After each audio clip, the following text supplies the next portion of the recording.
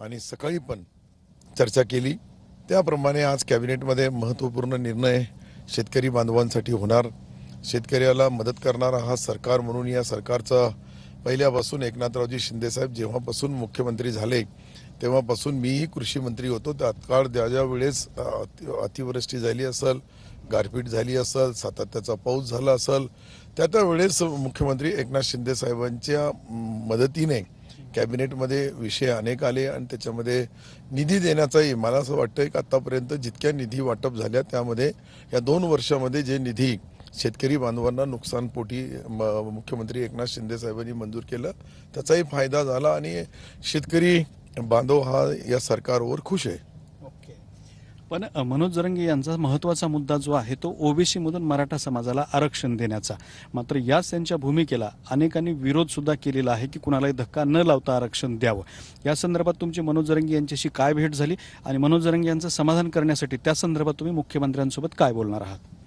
नाही, खरं म्हणजे मनोज जरंगे पाटील मुख्यमंत्री महोदयांचाही आणि त्यांचाही विशेषतः ज्या वेळेस अशी परिस्थिती निर्माण होते दोघेही चर्चा करतात आणि मनोज जरंगेचा स्पष्ट मत आहे की आम्हाला आमचा हक्काचा जो अधिकाराचा हक्काचा आणि अधिकाराचा जे आमचे दस्तवेज सापडलेले आहे, जे काही आमचे प्रूफ सापडलेले आहे त्या माध्यमातून तात्काळ त्यांना रिलीफ द्यावा। सगळे सोयरेचा GRच्या बद्दल जे काही शासनाकडे त्यांची मागणी होती शासनाने त्याला होकार दिला होता असं त्यांचं बोलणं आहे। त्यानुसार आपण तात्काळ मला काही निवडणुकीशी घेणं देणं नाही अशा शब्दामध्ये ते बोलले।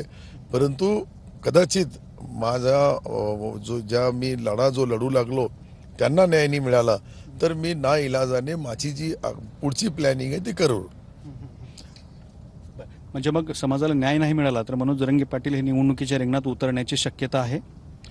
मला तर वाटतं का परिस्थितीनुसार ते निर्णय घेतील, कारण की जरंगे पाटील साहेब एक आगळा वेगळा मराठा समाजाचा रसायन आहे। ज्या पद्धतीने त्यांनी एक आवाज दिला, लाखो लोक जमा होतात, 8-8 घंटे 9-9 घंटे वेटिंगवर असतात आणि 9-9 घंटे लाखो लोक एखाद्या नेत्यासाठी एखाद्या मार्गदर्शनासाठी नेतृत्व करणाऱ्या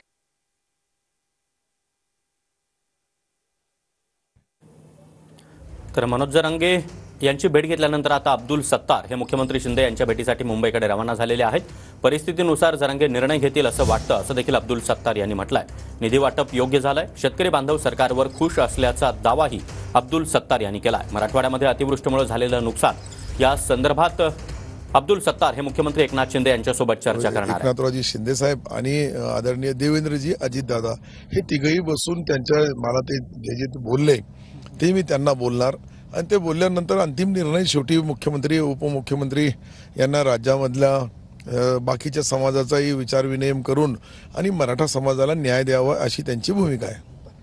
कालची जी तुमची भेट होती त्या भेटीचे परिणाम काय काय वाटतात तुम्हाला?